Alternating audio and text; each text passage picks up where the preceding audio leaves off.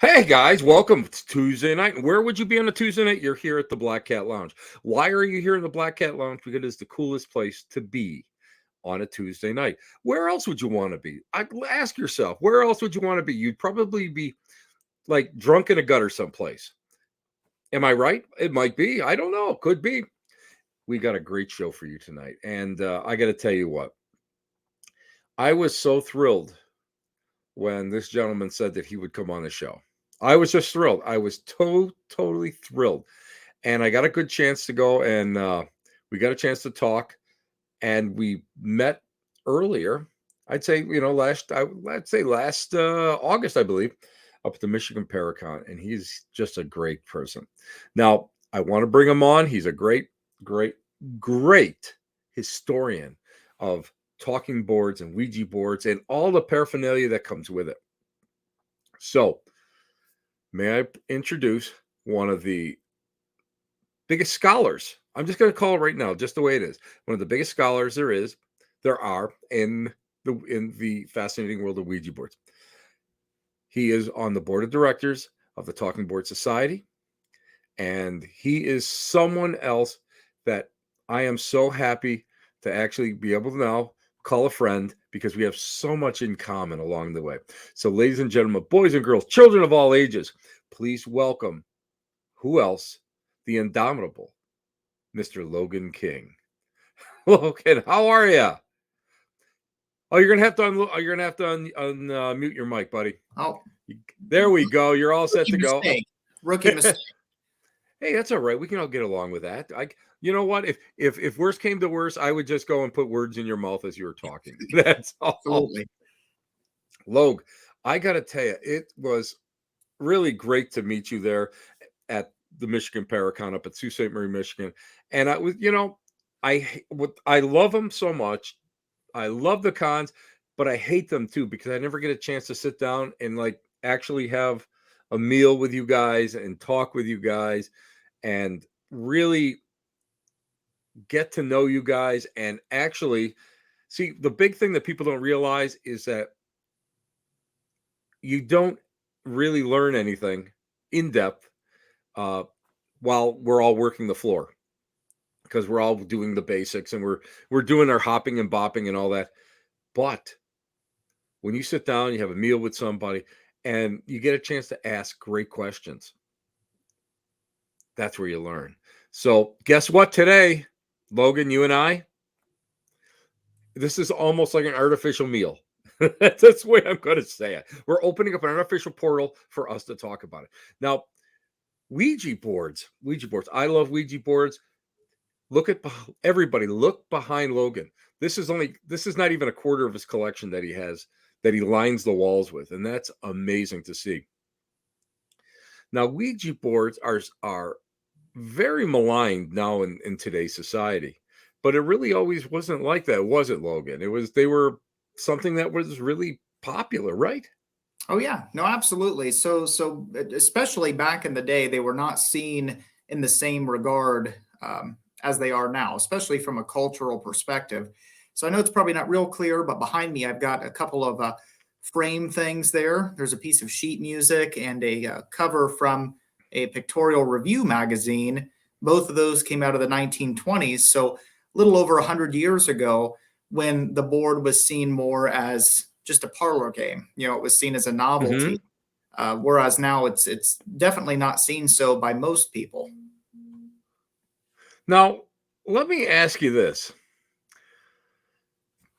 Ouija boards come out of the spiritualist movement that started in the 1840s and started building momentum really in the 1880s, 1890s.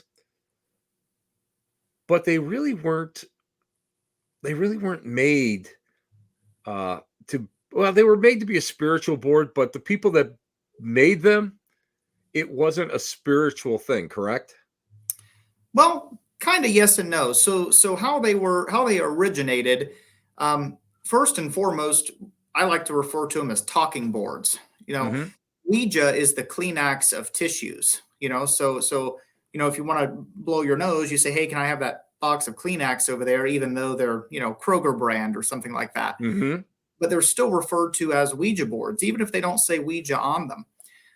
But talking boards is the generic term for all of them. And basically, what they are, as I'm sure everybody knows, is it's a piece of board with the alphabet and maybe some pre-prompted words like yes or no, goodbye. Some of them have many more different prompts on there.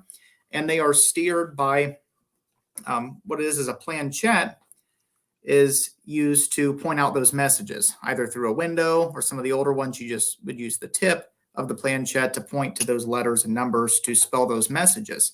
So the Ouija board is really a combination of a variety of different things. So you mentioned, Tim, the spiritualist movement.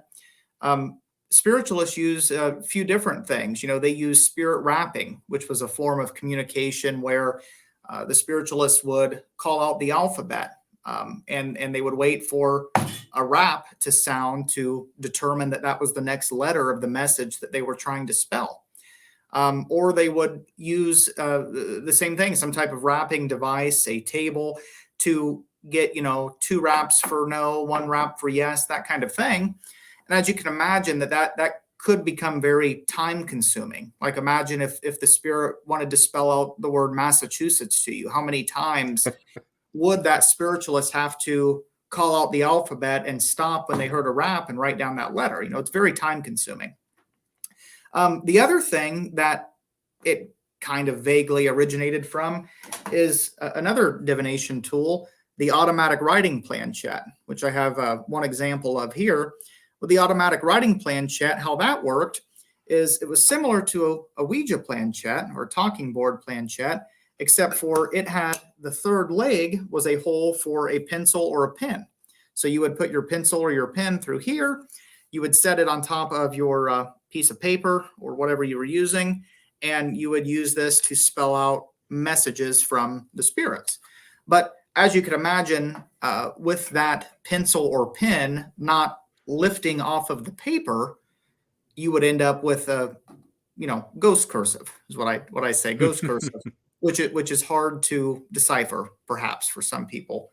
So the talking board was really kind of an innovation of all those things. And I have one here. This is a 1940s mystifying oracle where you could use in tandem. You could use this alphabet board and you could use that planchette to spell out your messages a lot quicker than with spirit rapping or with an automatic writing planchette. So the talking board was invented, if you could say, that one of the first ones that were produced was made by the Kennard Novelty Company, and that patent was granted in 1881. Now there's always been so much controversy over the actual name Ouija or Ouija. Mm-hmm. Now, of course, I mean, everybody said yes, and even the late great Raymond Buckland, he espoused that. That's the way he would tell it. But what's the truth behind that? Where did that name actually come from? Sure. So absolutely. So that's an amazing story. It's one of my favorite ones to tell, is because the board actually named itself. A lot of people don't know that. I will show you here as we get into that from a pronunciation standpoint. Some people say Ouija, some people say Ouija. I've heard it many different ways, but one of the, the vernacular pronunciation on this box from the 1920s is Ouija, Ouija. So Ouija. But how that story goes, where the board named itself, is one of the founders, one of the originators of the board, named Elijah Bond, wanted to seek out the patent for this board. So they wanted to patent it. They wanted to get that patent registered so they could manufacture it. So in order to do that, they had to go to the chief patent office. They were turned down by many different patent officials, and he went with Helen Peters Nosworthy, which is a name that we just recently rediscovered. She was actually the one that is credited with naming the board itself. So what they did was they went to the patent office, and they asked for a patent, and the patent officer said, the only way I'm going to give you a patent for this is if you can prove to me, like any other invention, that it works. So I want you to tell me my name. And as the story goes, they didn't know what his name was. So they set up the board. They got to using the board, and sure enough, it correctly identified that chief patent officer's name. So after that, you can imagine he's white faced. He's a little spooked. They get that patent granted to them. Now, I got to ask you this. Now, you got to correct me if I'm wrong. Now, I'm never quite sure of this. Now, Mrs. Peters, was she not like I won't say a suffragette, but wasn't she a follower of someone, of a woman with the name? I'm trying to remember what that Vita. story was. Yes, Yep. Vita. Yep. She actually had a locket with her picture in it. Now the other kind of thing on that story is when I tell that story, I always ask if you want me to ruin it for you with another fact. Is, as the story goes, they weren't aware of that chief patent officer's name. Do you know what Elijah Bond did before he was involved with the Ouija board? What did he do? He was a patent attorney. So that's kind of the other part of that story. But yes. That to me has always been amazing because so much of it has disappeared over the years. But it was, what people don't realize is when we talk about the Ouija board and talking boards, that was just one of the many tools of divination that they used to put out at that time.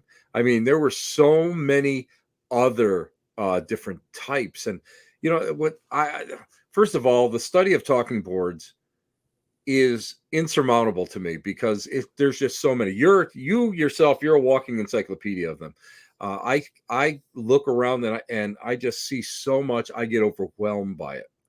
Now, when we start talking about the board itself, it started. Now, where was it? It's an American phenomenon, isn't it? The talking board is an American invention. Yes, the automatic writing planchette that I showed earlier, its origins are from Europe, and it predates the talking board. Now, I used to have one when I first started using an automatic writing planchette. This is going back now. I hate to say probably before you were born, Logan, but like 1972, 1973. I was probably 9 or 10 years old, and I actually got a chance and was taught how to use one. It was the mediums. It was in Lilydale, New York, at the Spiritualist Assembly, and the medium was from England, and that was her grandmother's or great grandmother's, and it was amazing because I always remember that they never used Ouija boards or talking boards down there. Never used them, but we used to use the glass, on the polished table for yes or no answers and stuff like that. But it was okay to use the automatic writing planchette, which is amazing. And people go and use those. They use them for drawing and all sorts of phenomenal interpretations. And how many books were written through that device? Oh, several. Yeah. So it is amazing that how you can see the evolution of it. Now, now tell us about a little bit about how Fold got involved with it and how he and where the factory was located. Sure. So they were manufactured in many different places around Baltimore, but always in Baltimore. So basically, William Fold, once he started off as an employee, more or less, and once he was able to kind of rise through the Ouija Novelty Company at the time, he eventually became the sole producer of the boards, and the Fold family really took it to a whole new level. They manufactured the board. The word Ouija has been under constant patent protection from the 1890s all the way up to this very day. And some of these other boards that were competing with Ouija at the time, you had, I'm just looking around my room here, the Mystery Talking Board, the Magic Marvel, the Mysterious Planchette, especially during World War II. The 1920s and World War II were two of the most popular times for, um, you know, copyright infringements, where other manufacturers realized, hey, they're making a ton of money off of just this board with the alphabet written on it. I want to get in on that too. So William Fuld, the Fuld family fought those cases in court, and eventually, the mystifying oracle that I was holding here, eventually in the 1920s, he created his own competing line of talking boards that he manufactured in the same factory. So he had the Ouija and he had the Oracle board, and he used that as his backup to kind of help snub out some of that competition at that time too. Now, why do you think this board, I like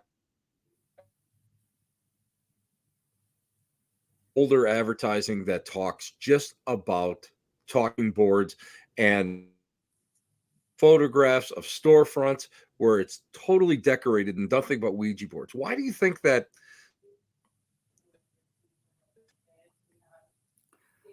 Well, I lost you there just a little bit, Tim.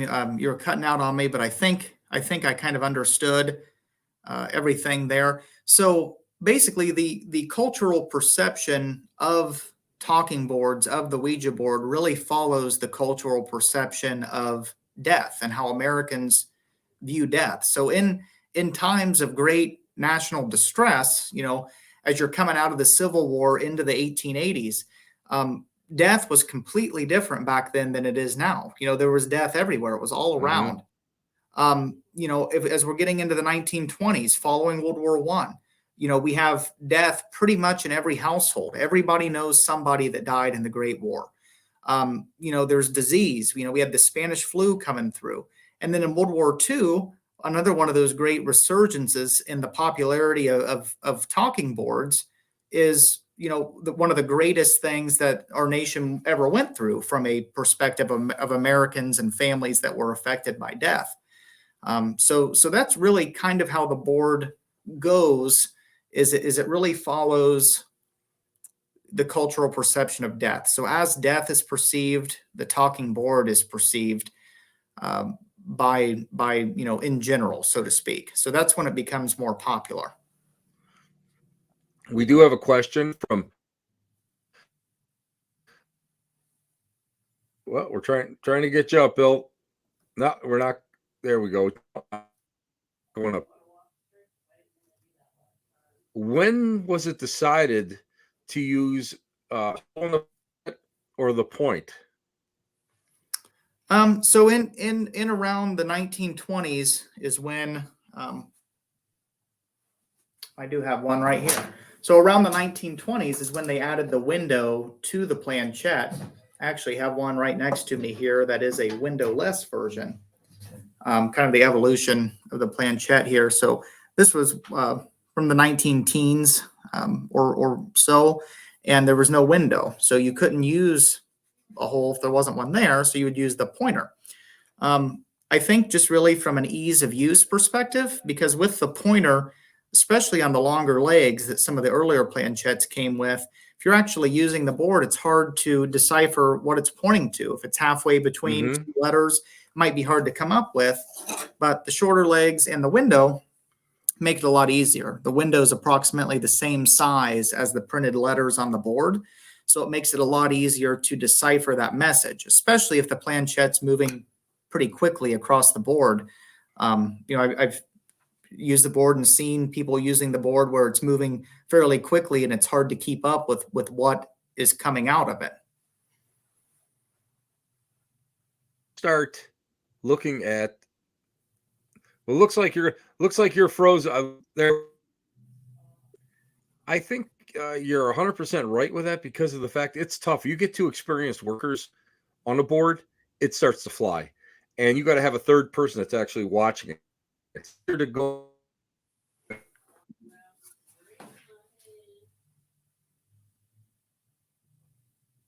And looks like StreamYard is not going to cooperate with us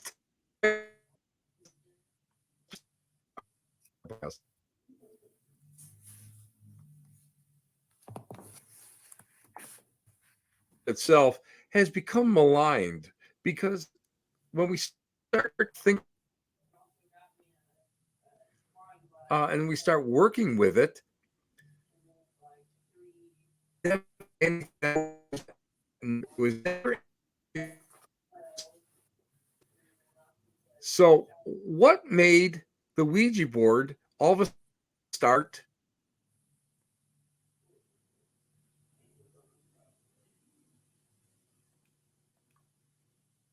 I was losing you there, Tim. I'm sorry. I couldn't hear much of you. Well, we can. What makes the Ouija board evil? Why do people think?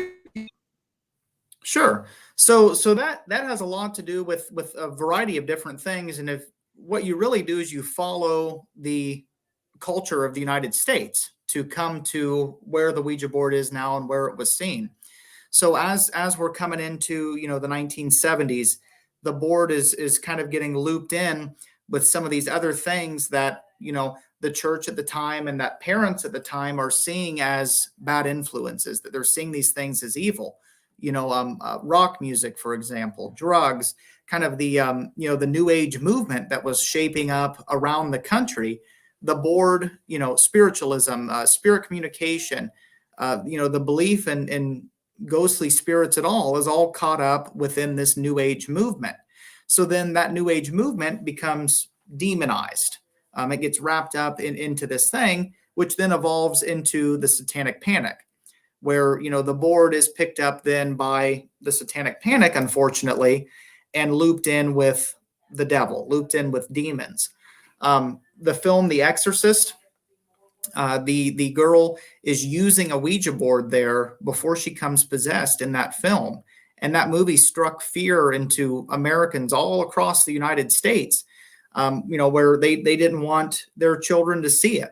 My own mother, for example, was forbade from going to see that movie in theaters. She went anyway, had nightmares, and that was all blamed on how evil and spooky the movie was. So the Ouija board was caught up in that as well. And then, of course, we have the film Witchboard that came out in the 1980s, where Mhm. the board was the main focus of the film. And nothing good happened to anybody that used the board in Witchboard. So that kind of takes it to where it was through the 80s into the 90s, and then it kind of had a resurgence where it still remained popular despite all these things. They were selling the boards in Toys R Us. Boards were being ordered through the Sears catalog, like the Sears toy catalog that some of us remember that you would get around Christmas every year. They're still being advertised all throughout the 70s, the 80s, the 90s. Even now, even last year, the local Spirit Halloween that opens up in my town where I live, those Ouija boards are gone within the first week of them opening. I go in on grand opening day and they have a stack this high, and then you come back 2 days later and they're all gone. So they are still very popular, especially with some of the challenges that we've been going through these last couple years with COVID, with some of the situations that we've had to deal with. The talking board is as popular as it's ever been. It's funny because I went and I did a lot of research on the past crimes of the Ouija board. And you start finding, you know, people who have said they've blamed everything on the Ouija board. They said, we've lost a fortune because the Ouija board said to invest all our money in this and we lost it. And it's so I laugh at it because how people are so gullible to go and turn over control to something that they have absolutely no idea how it works. I laugh at that. But one of the best or one of the most poignant cases that I found was here in Buffalo, and where Mr. Marchot was killed. He was having an affair with somebody. And this, make a long story short, the Ouija board told this woman to kill his wife. And you think about that now, and you see all these negative connotations that go with it, and yet people were mystifyingly drawn to it. To me, a Ouija board is just a board. It's nothing more than that. I want to ask you, because a lot of people have asked me, how do you think it works? Is it spirit communication? Is it a higher self? Is it ideomotor reflex? What do you how do you think it works? Because I know you taught a class which I would have loved to have taken just on Ouija boards. Sure. So yeah, I can answer that question very simply, and that answer is I don't know. I don't. So I'll tell you a little bit of a story that goes along with that. How I kind of got started in the world of talking boards, how I became interested in their history, and how I became a collector, and eventually serving with the Talking Board Historical Society. I've always been a historian, Tim, as I'm sure you know. Hmm. And I've always been a collector of things. I've always been a collector of antiques. So what that meant, especially in the Midwest, is going to auctions and estate sales and things like that, every weekend, every chance you could possibly get. And at the time, I had a couple of antique mall booths where I was reselling antiques too.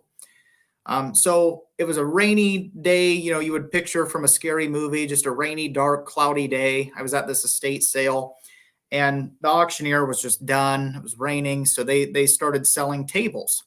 So I bought like 4 whole tables of stuff, and I loaded it all up, got it home. I was unloading it, and there was a Ouija board in there. I was like, this is kind of different, I didn't know anything about them. I never had one growing up as a kid. Never, my parents, my grandmother would never have allowed it. So I just took it and I put it in the closet. Didn't think about it. So came around Halloween time. A few friends of mine and myself, thought, what should we do, here on this, spooky October night? I have a great idea. Let's take this Ouija board out to the spookiest place that we know of, which was an abandoned meat processing plant, and let's see what it does. I will say I'm 100% certain that something happened that night. Something happened when we were using that board. I recall the planchette moving. It moved off the board. And I remember leaving. I was ready to go. I didn't like it. After we left, we were involved in a car accident. A drunk driver hit our car. Car spun around and hit a telephone pole. Thankfully, no one was seriously injured. The car was totaled, but the Ouija board was fine. It wasn't damaged at all. But right before that crash happened, we were listening to Spotify 40s on 4, and the song of the Army Air Corps by Bing Crosby came on. Started off we go into the wild Right. blue yonder, and then the car got hit. And in that split second of my car getting hit and me hitting the telephone pole, I had a vision that I was in. I remember I closed my eyes and I opened them, and I was looking at my wrists. And what I saw on my wrists were brown elastic cuffs, like a bomber jacket. And I felt something on my head, and I reached up and I took down a headset. When I took down the headset, I could hear people screaming and yelling, and I was looking at instruments of an airplane. I was looking at an airplane. I was looking out the window into gray clouds and sky, and I was in a bomber. And all I heard was, I heard somebody screaming, "Is everybody okay? Is everybody okay?" I closed my eyes and I turned around again, and there I was back in the car. So that disturbed me. I didn't really understand why that happened until I started to do some more research through some of the other things I had got from the auction. And that auction was actually the estate sale of a World War II veteran who had passed away. He served in the 8th Army Air Force and was shot down not once, but twice over Germany. And I think that I experienced that somehow through him. And I can't explain that. I can't explain that story. And Tim, you mentioned the Michigan Paracon. That board was actually one of our haunted boards that was on display there, was mine, my first Ouija board. I've used the board a few times since then, and I've not had great results. So I really don't know. I always answer that question with that story. since then, I have all these boards in my house. I can promise you that nothing spooky has ever happened. I bought one. I bought one this last weekend. I was out, like we Midwesterners do, out at antique malls and stuff. And I found one, not anything special, just a Parker Brothers Ouija board. And when I was paying, the lady said, "Oh," she shivered. She said, "Oh, I can't believe you made me touch that box." And I bought another one on an online auction, and when I called to pay for it, they said, "Well, we just can't. Well, I can't believe you paid that much for that thing. We got to get this out of here. We didn't even keep it in the auction house." She said, "We took pictures of it, posted it, and locked it in the trunk of a car that's sitting out back." That's So, amazing. yep. But I have them all here, and I've not. I sleep like a baby every night. It's so funny because I'm like we talked before. I don't have an extensive collection. I've got 17, 18, antique boards, but I got 75 boards total. And I don't have a problem with any of them.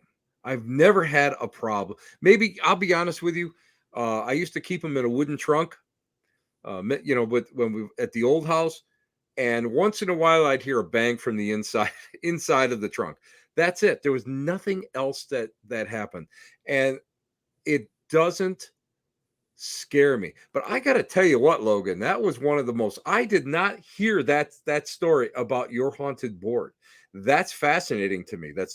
And that almost. I'll tell you what, that almost is teetering on the edge of interdimensional intelligence, something that may have been uh, either residually uh, imprinted on that board. And you being, of course, a historian and being open to that, when that impact came, I can understand how all of a sudden that residual imagery overtook you. I can see that. I can see that because I know myself, whenever in times of hard stress and I've got something that I may be working with, as you can tell, my office is full of Civil War. Some of that, I mean, you get that. It's almost like a time trip, isn't it? It feels, and Oh, yeah. it's so, and what kills me, people don't realize it. And if you've never if you've never experienced it, you'll never know what an absolute, it feels so real. I mean, it's right there and it's tangible to you. And in those couple seconds that you are transported, you can't explain it.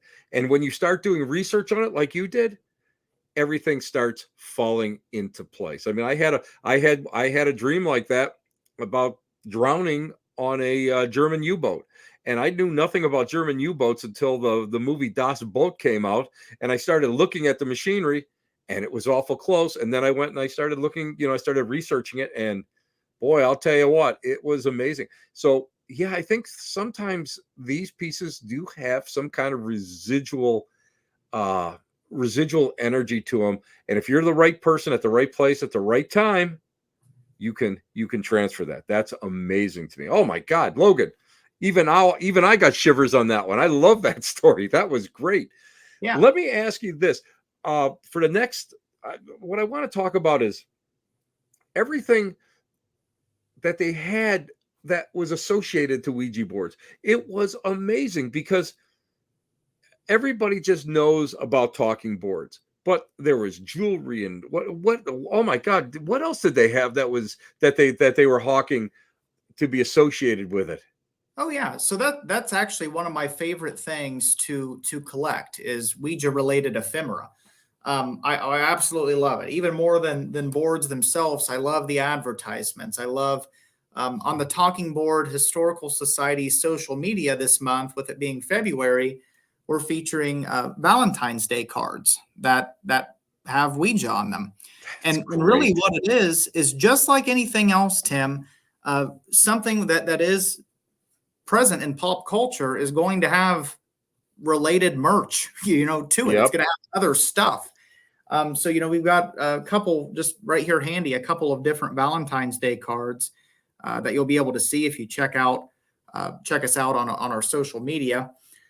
But yeah, I mean, literally anything you can think of. There were magazine covers. I'm sure that many people would recognize the the famous Norman Rockwell cover from the 1920 issue of the Saturday Evening Post that's got the man and the woman playing the Ouija board. Outside of the advertisements, there were many, many books written on Ouija boards. Every year it seems like that you go to your local Halloween store, they have something different. This past year they had a little candy bowl that was shaped like a skull that had a board on it. They're always coming up with different Not that things. I would have bought not that I would have bought that, Logan. I'm not e Yep. that wasn't me. Yep. I love that stuff. Yep. No, It's ju absolutely. it's just so amazing because people don't understand that this was almost a socially accepted, uh, activity for the longest time. Some of the photos I thought were phenomenal when you start seeing people having, you know, just parties, Ouija board and talking board parties where they would just get together and use them. I re I remember, people who were staunch Roman Catholics that would hang out on a Saturday night and work with a Ouija board, and they accepted it as a game. Yep. Now, as we accept these things as games, tell us about the infamous pink, everybody calls it the Barbie Ouija board, the pink, because I was lucky enough to actually get one because those Yeah. things they've gotten pretty scarce. Oh yeah. So those were. I have one. I'm looking at it right now. It was a Toys R Us exclusive around 2008. So what happened is Hasbro manufactured this board as a Toys R Us exclusive, like I said, and it was around the Christmas season of 2007 into 2008 that they started advertising this. They started advertising it on the girls' page of their, toy catalog, and it was this cute little pink Ouija board, smaller than the normal one. It came with a pink purse carrying case. It's Yep. adorable. You put it in there, and it had little prompt cards like, will I be a veterinarian when I grow up? Will I ever star in a reality TV show? Just sleepover questions is what I call it. But the public at large took offense to that, and there were a couple of organizations that banded together and petitioned to have it removed from the shelves of Toys R Us. So it didn't last very long. So that's why, kind of like what you said, Tim, it's a pretty desired board, and there's not as many of them as you would say, some of the Parker Brothers ones or Right. some of the other Hasbro ones that didn't have such a short shelf life. Why do you think that the Ouija board has become more popular?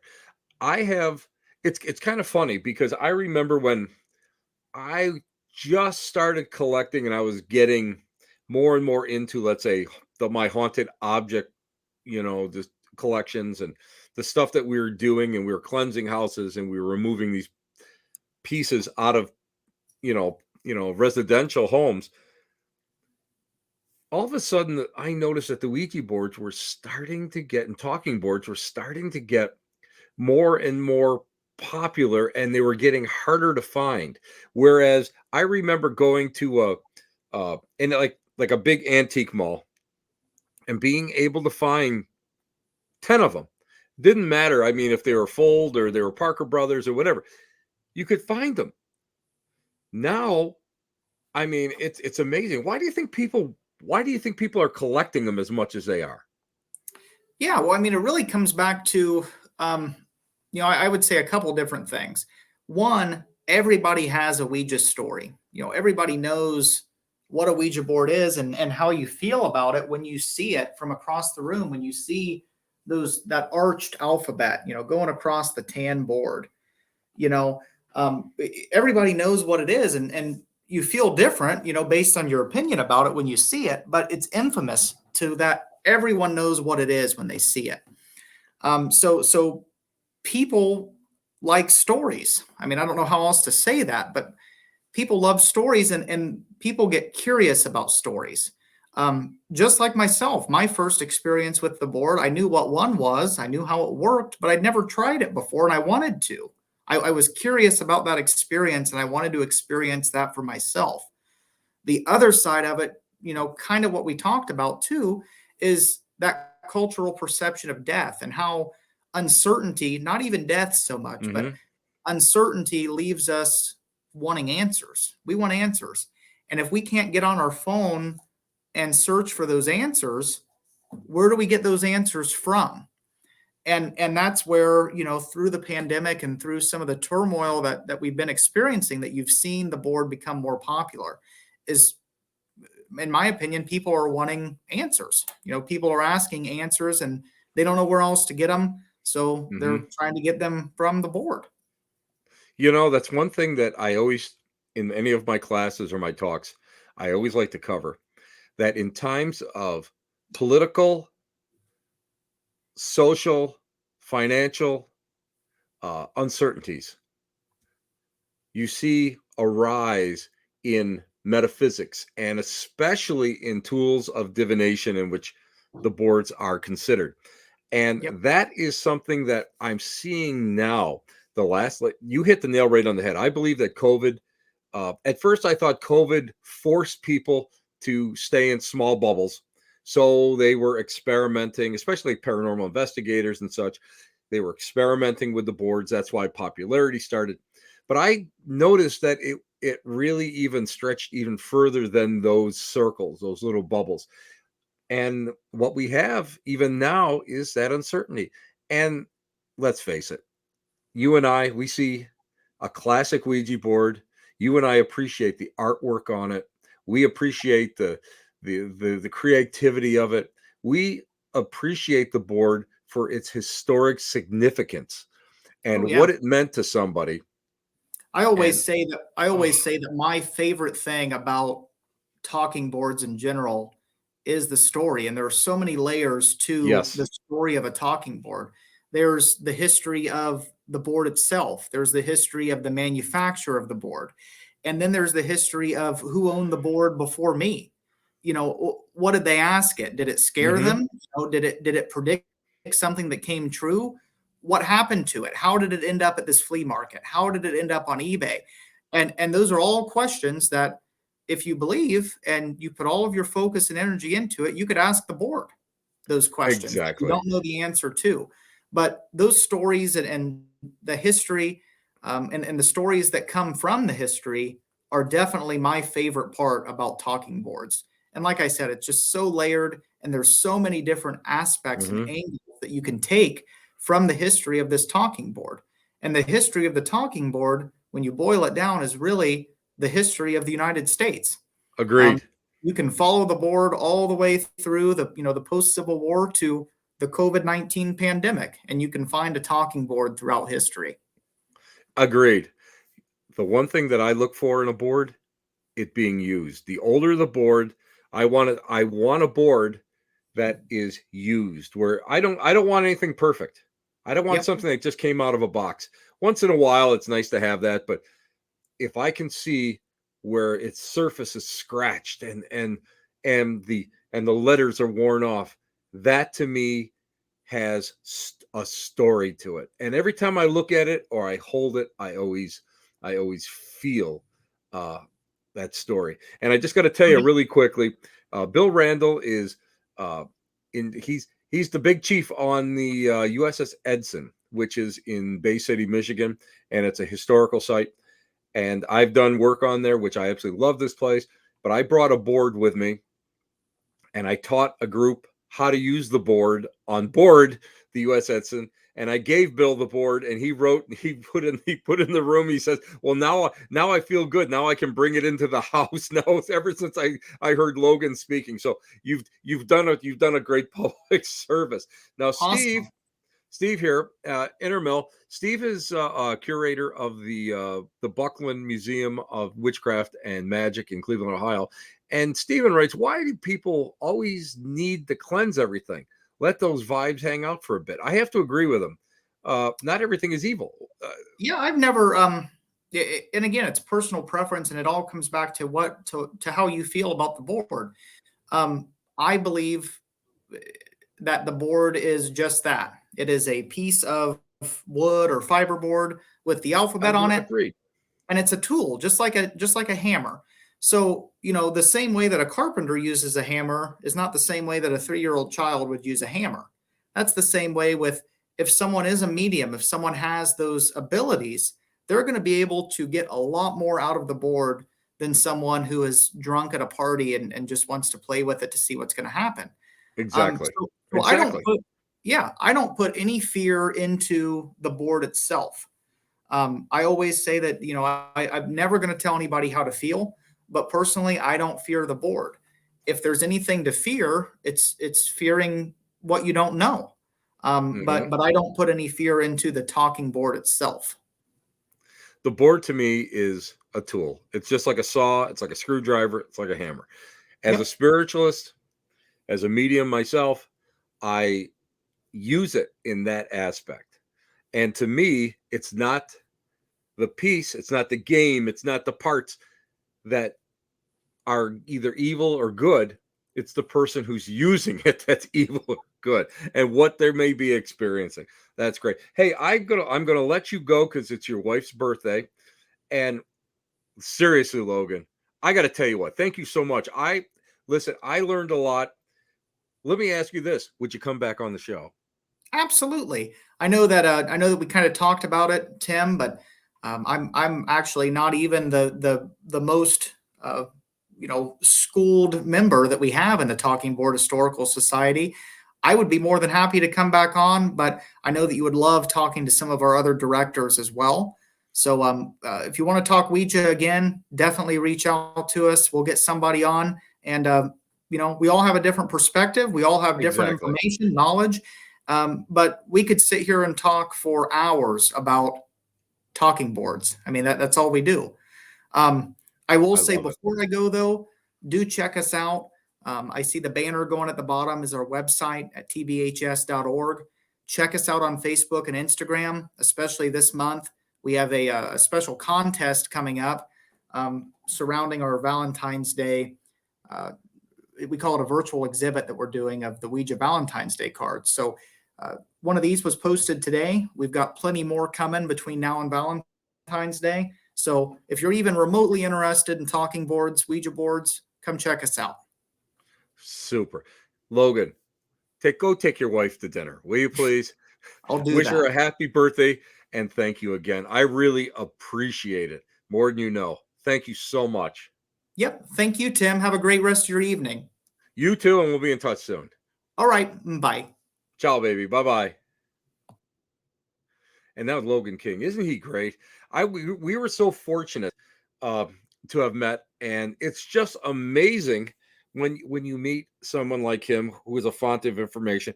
And you know what's neat is I didn't get a chance to even talk to him about his haunted board.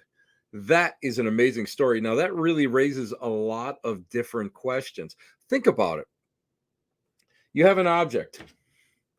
I just so happen to have this paranormal oddities pen that came from my favorite shop that I like to go and spend money at.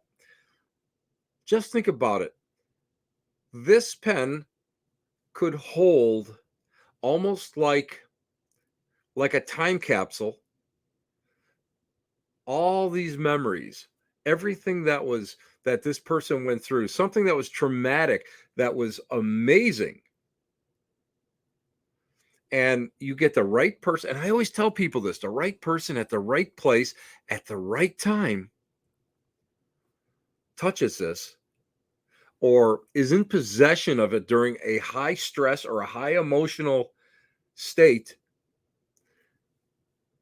and somehow some way these memories that are on a vibrational level are unlocked and they come flooding back to that person, just like Logan in that car accident. That that blows my mind when we start thinking about that.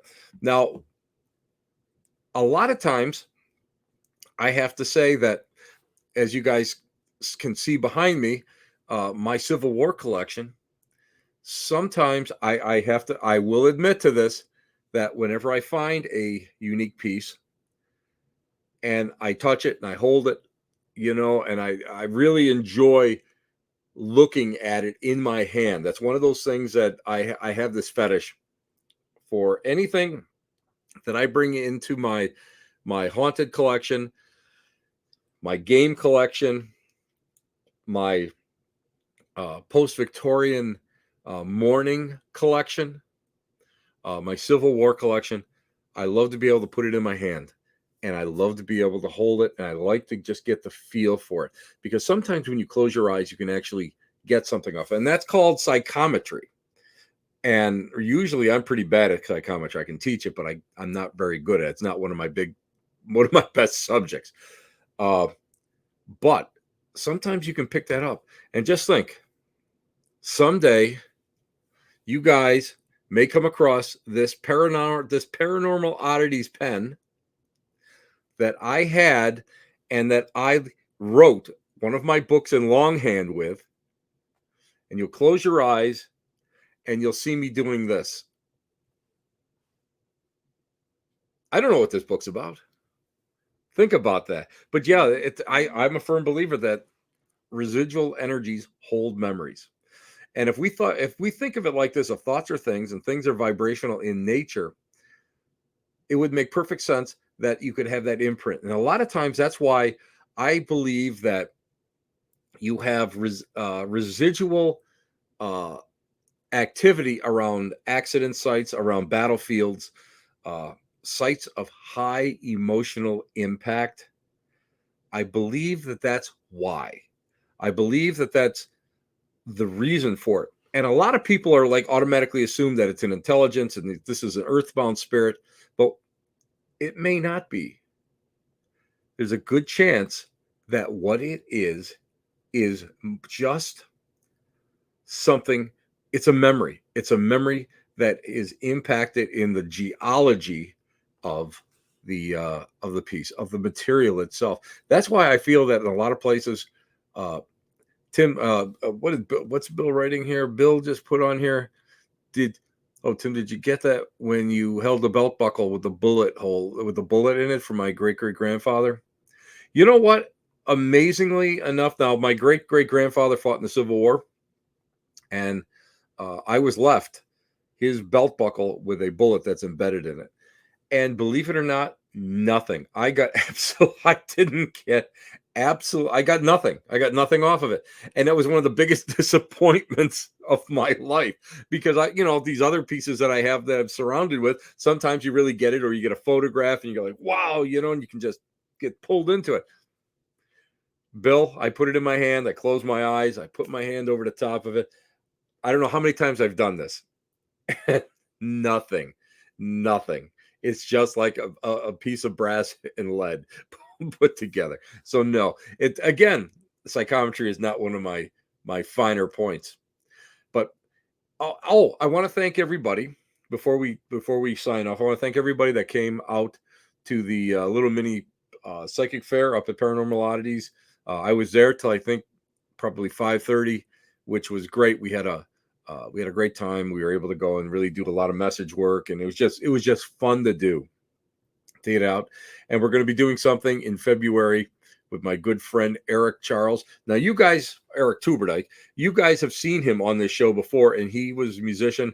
He's an old punk rocker, and he went and his songs are like Midnight in the Morgue and something about vampires and something about werewolves. And he loves to write these songs and perform them.